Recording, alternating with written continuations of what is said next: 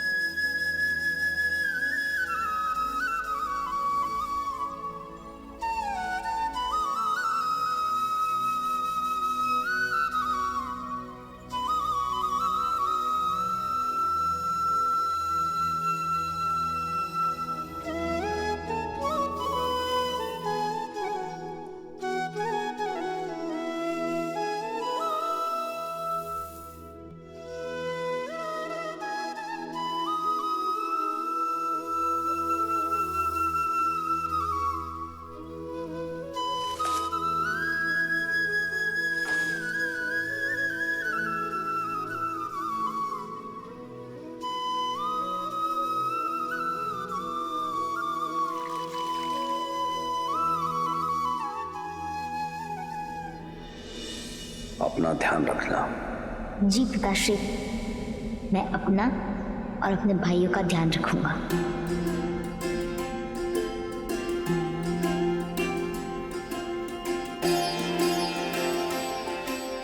हमारे पिताश्री साक्षात धर्म थे और धर्म कभी संसार से नहीं जाता। तो हम सब में अंश बनकर, अयोध्या का मान बनकर, रघुकुल की रीढ़ बनकर महाराज दशरथ की अंतिम संस्कार की अंतिम क्रिया समाप्त हुई। पंचतत्वों से बना हुआ शरीर पंचतत्वों में विलीन हो गया। जीवन का यही परम सत्य है और इसे स्वीकार करो पुत्र, और अपने पिता के सपनों को और उनकी मर्यादाओं को साकार करो।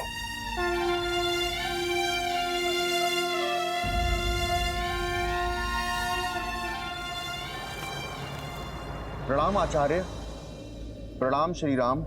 मिथिला नरेश, महाराज जनक पधार चुके हैं।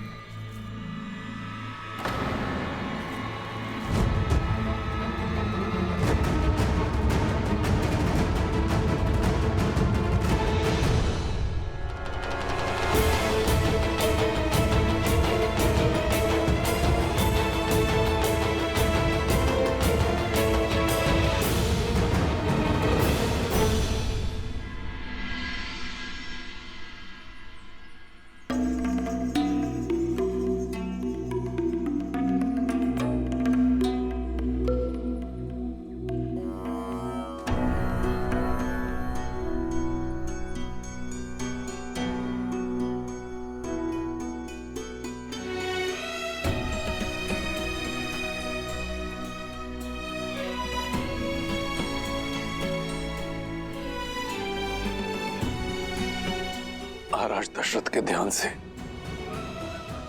जितनी विचलित अयोध्या है, उतनी ही शोकाकुल मिथिला भी।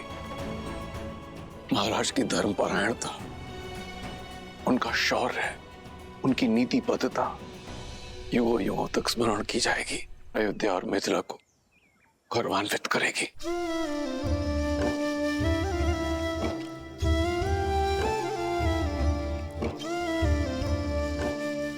जिस पुत्री को इतने लाड प्यार से पाला, उस पुत्री को इस वनवासी रूप में देख आंखें भी भर आई और मन भी। मैं तुम्हारे लिए तुम्हारी माता का संदेश लाया हूं।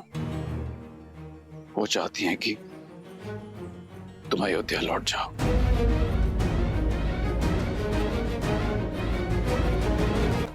तुम अयोध्या लौट जाओ और वहां अपनी बहनों के साथ महल में रहो, यहां वन में नहीं।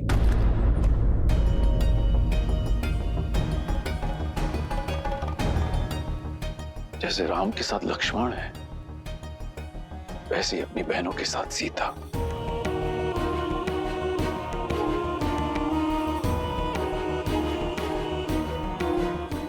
राम, माता सुनैना ने आपसे प्रार्थना की है। महाराज जनक, मेरे साथ वन का कष्ट भोगना सीता की अपनी इच्छा थी और मैं उस इच्छा का सम्मान करता हूं। किंतु आज यदि सीता अयोध्या लौटना चाहे तो मैं उस इच्छा का भी उतना ही मान रखूंगा।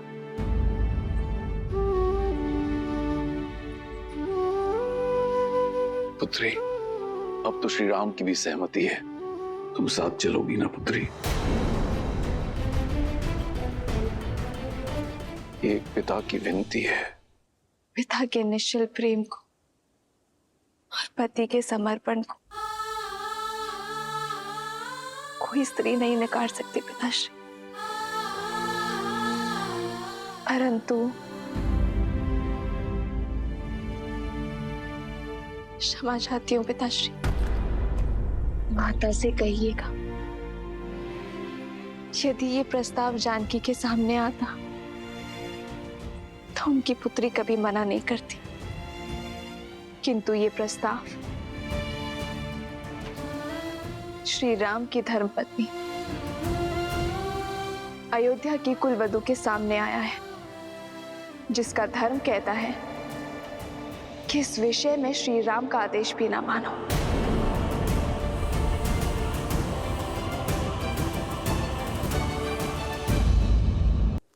पिताश्री, माता से कहिएगा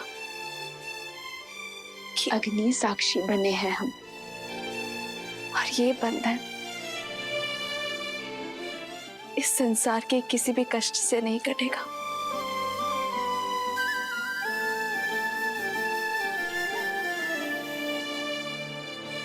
पुत्री,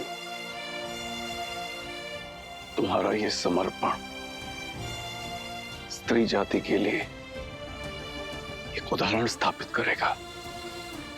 सुख तो साथ मिलकर सभी भोगते हैं, किंतु जो साथ मिलकर कष्टों में आनंद ढूंढे वही सच्चे दंपति हैं।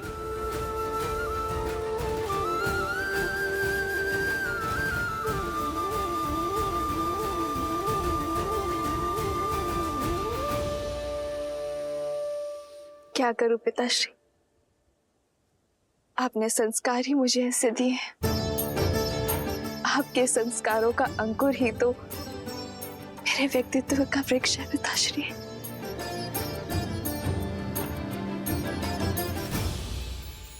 और अयोध्या में जो विष की फसल लहरा रही है उसे काटने के लिए आप सभी को लौटना होगा भैया।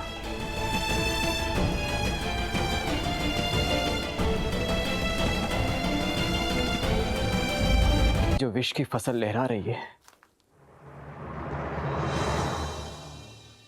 उसे काटने के लिए आप सभी को लौटना होगा भैया। मेरे श्री राम और माता सीता का स्थान महल में है, यहाँ वन में नहीं भैया। मेरी विनती अस्वीकार मत कीजिए, मेरे साथ अयोध्या लौट चलिए भैया। तो रघुकुल का एक पुत्र दूसरे पुत्र से कह रहा है कि वो रघुकुल की मर्यादा का त्याग कर दे, पिताश्री के वचनों का उल्लंघन कर दे। क्या ये उचित है भरत? आपका यहाँ वन में कष्ट भोगना उससे अधिक अनुचित इस संसार में और कुछ नहीं होगा भैया। आप चाहे कितना ही प्रयास क्यों ना कर ले, किंतु मैं आपके बिना नहीं जाऊंगा।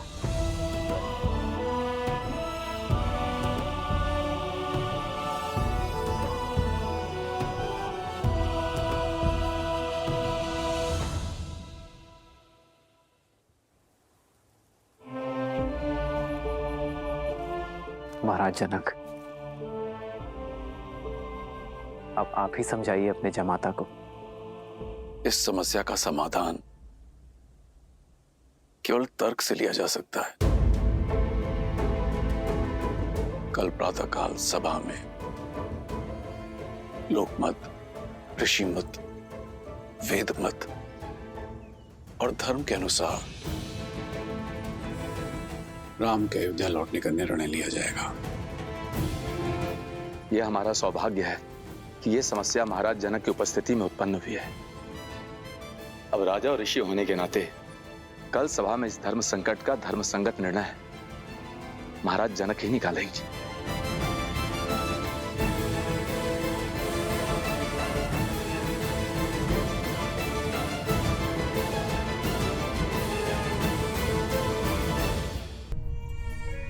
वचन दीजिए मुझे कि कल सभा में आप मेरा पक्ष लेंगी, राम भैया को अयोध्या वापस चलने के लिए कहेंगी।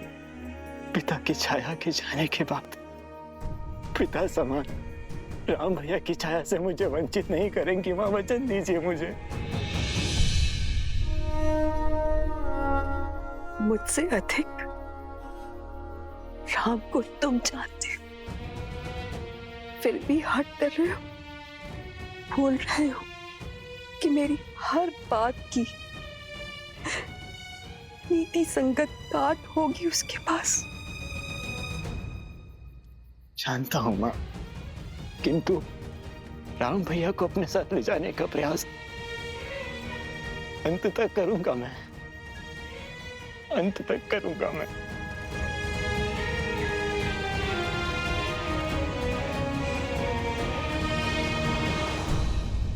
भरत भैया का आपके प्रति प्रेम और समर्पण देखकर मैं गदगद हो गई यार। भरत का समर्पण इतना पवित्र है, इतना पावन है कि कभी कभी मुझे भय लगता है सीता, कि उसके प्रेम की पवित्र धारा में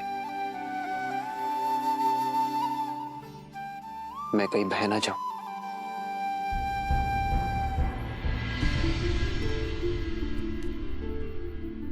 गुरुदेव, मैं तो अपने श्री राम का एक तुच्छ दास हूं, और दास अपने स्वामी से आग्रह कर सकते हैं, उन्हें आदेश नहीं देते, किंतु आप गुरु हैं उनके, वो आपके आदेश को नहीं टाल सकते। गुरुदेव, इस भिक्षुक की झोली भर दीजिए।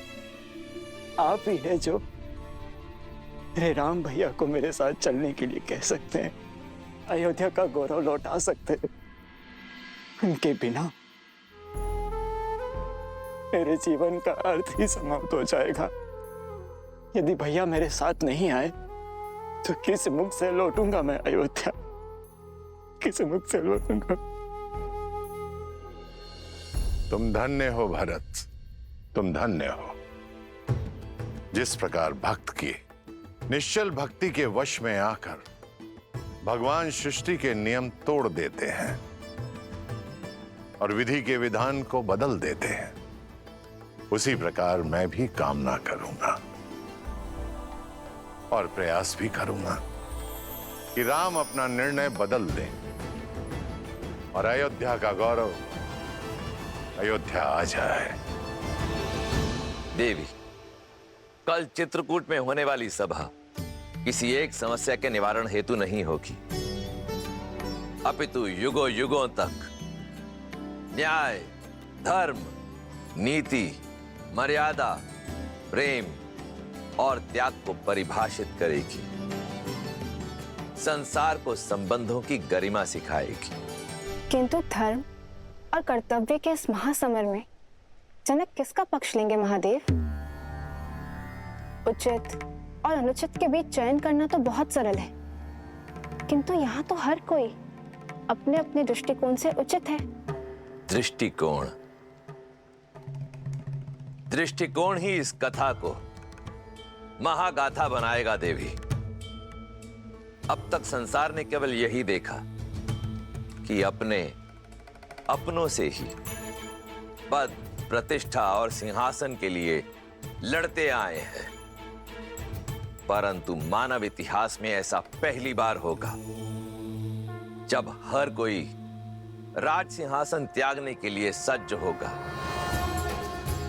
उनके लिए जिनसे वो प्रेम करता है। आप देखिएगा देवी, कल की ये सभा आने वाली पीढ़ियों के लिए आदर्श जीवन जीने का मार्ग प्रशस्त करेगी।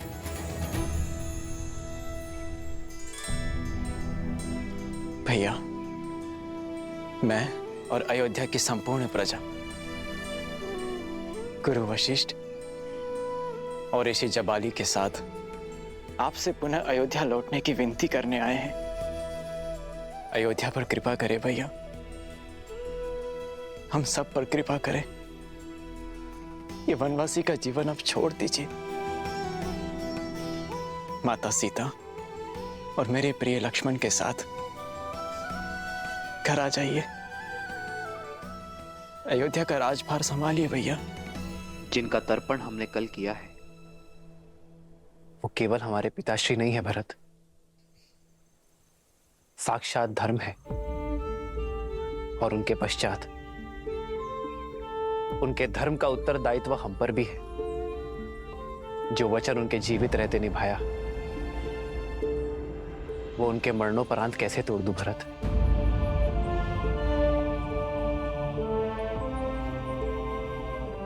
रघुकुल रीत की बेड़ियों से केवल मैं नहीं, तुम भी बंधे हो। जाओ भरत, अयोध्या का राज सिंहासन तुम्हारी प्रतीक्षा कर रहा है। भैया, प्रतीक्षा तो केवल आपकी है उस सिंहासन को। मैं तो केवल परीक्षा दे रहा हूं। जिस गर्भ से जन्म लिया उस पर आरोप लगाना पाप है, किंतु जो महारानी कैकेयी ने किया वो महापाप है। और उनके अपराध का दंड हम सब क्यों भोगे? हम सब क्यों अपने राजा राम की छत्र छाया से वंचित रहे? उचित कह रहे हैं कुमार भरत। दंड तो महारानी कैकेयी को मिलना चाहिए। दंड मिलना चाहिए। दंड मिलना चाहिए। दंड मिलना चाहिए। दंड मिलना चाहिए। अवश्य ही हमारे दिवंगत पिता धर्म के सूर्य थे, किंतु ग्रहण का दोष तो सूर्य पर भी लगता है भैया। और उस ग्रहण को मिटाने आपको स्वयं सूर्य बनकर अयोध्या आना होगा भैया। मैं संपूर्ण तैयारी के साथ आया हूं। गुरु वशिष्ठ आपका राज्यारोहण करने के लिए सज्ज हैं और हम सबके नेत्र बस आपके निर्णय पर टिके हैं।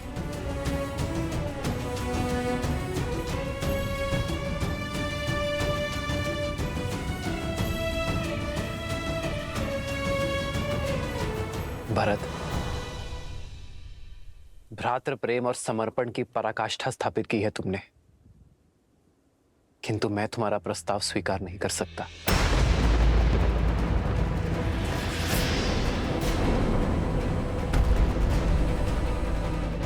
एक वचन मैं निभा रहा हूं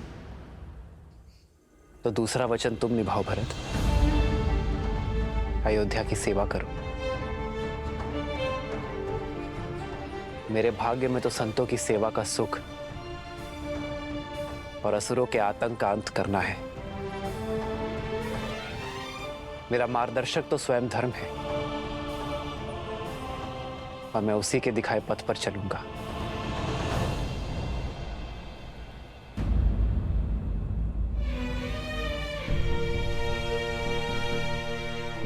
तुम्हारी माता होने के नाते, अयोध्या की महारानी होने के नाते कुछ कहने का कुछ मांगने का अधिकार नहीं है मुझे, किंतु एक अपराधी होने के नाते मैं कुछ कहना चाहती हूँ राम। ये सब कुछ मेरे कारण हुआ है।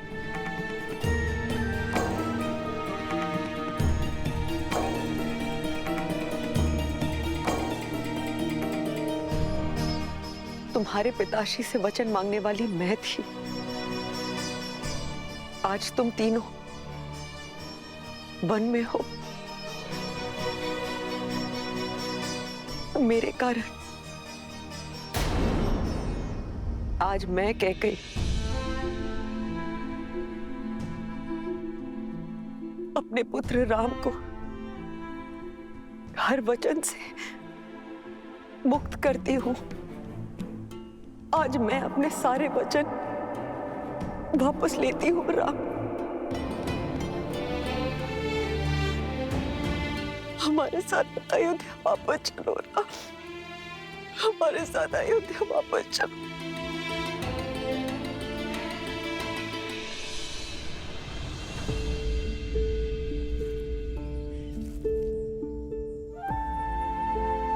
बहुत देर हो चुकी है मां। वचन वापस लेंगे किससे? उन पिताश्री से जो अब रहे ही नहीं। ये अधिकार भी केवल उन्हीं के पास था मां। मेरे अधिकार में तो केवल उनकी इच्छा का पालन करना है। आप ही बताइए मां, अयोध्या लौटकर मैं रघुकुल की रीत को धूमिल कैसे कर सकता हूं? किस राजा के वचन की बात कर रहे हो तुम राम? एक राजा के लिए राजधर्म ही सर्वोपरि होता है राम। तुम्हारे पिता महाराज दशरथ अपने अंतिम समय में एक स्त्री के मोह में आकर अपनी मति गंवा चुके थे। बुद्धि भ्रष्ट हो गई थी उनकी। उनके वचन को महत्व नहीं दिया जा सकता। ऋषि जबाली, आप भूल रहे कि महाराज दशरथ मेरे पिता भी हैं। आपका सम्मान करने का यह अर्थ नहीं कि मैं अपने पिताश्री के लिए अपमान सहूंगा। मेघों का काम है धरा पर अमृत बरसाना, और कई बार अतिवृष्टि हो जाने पर मेघों का दिया जल आकाश में उछाला नहीं जाता, उन्हें स्वीकार किया जाता है ऋषि जबाली। जिनके धर्म और नीति परायणता की सौगंध स्वयं देवता भी खाते हैं, उनके प्रजा और पुत्र होने के नाते मैं उनके वचन को लज्जित नहीं करूंगा, अपना कर्तव्य निभाऊंगा। पुत्र धर्म की नहीं, राज्य धर्म की बात करो कुमार। अयोध्या को तुम्हारी आवश्यकता है, तुम्हारी प्रजा को तुम्हारी आस है। वचन निभाने की नीति के बदले अपनी प्रजा को आहुति मत दो। वचन से बड़ा राज्य होता है। राज्य, वचन से बड़ा यदि राज्य है तो उन पितामह हरिश्चंद्र को देव मानकर क्यों पूजा जाता है ऋषि जबाली, जिन्होंने अपना वचन निभाने के लिए अपना राज्य, अपनी पत्नी, यहां तक कि अपने पुत्र का भी त्याग कर दिया। उन्होंने काशी के शमशान में चिताओं के लिए लकड़ियां इकट्ठा करने का कार्य किया जिन्होंने, वो राजा ही क्या ऋषि जबाली, जो अपने मुख से निकले शब्दों का मोल ना समझे। यथा राजा तथा प्रजा, प्रजा राजा के पदचिन्हों पर चलती है ऋषि जबाली। यदि मैंने अपना धर्म ना निभाया तो कल अयोध्या की प्रजा भी अधर्म के पथ पर चल निकलेगी। अपने वंश के लिए तुम्हारा समर्पण अविश्वसनीय है। राजा हरिश्चंद्र ने भी अपना दिया हुआ वचन निभाया था, अपने पिता का नहीं। वचन महाराज दशरथ ने दिए, तुमने नहीं। सच्चा धर्म प्रजा की इच्छा में है और उन्हें केवल राम चाहिए। अब किसे चुनोगे, राम, धर्म या अधर्म? ऋषि जबाली उचित कह रहे हैं, लौट जाइए राम। श्री राम को अयोध्या लौटना ही चाहिए। हाँ लौटना चाहिए। हाँ लौटना चाहिए।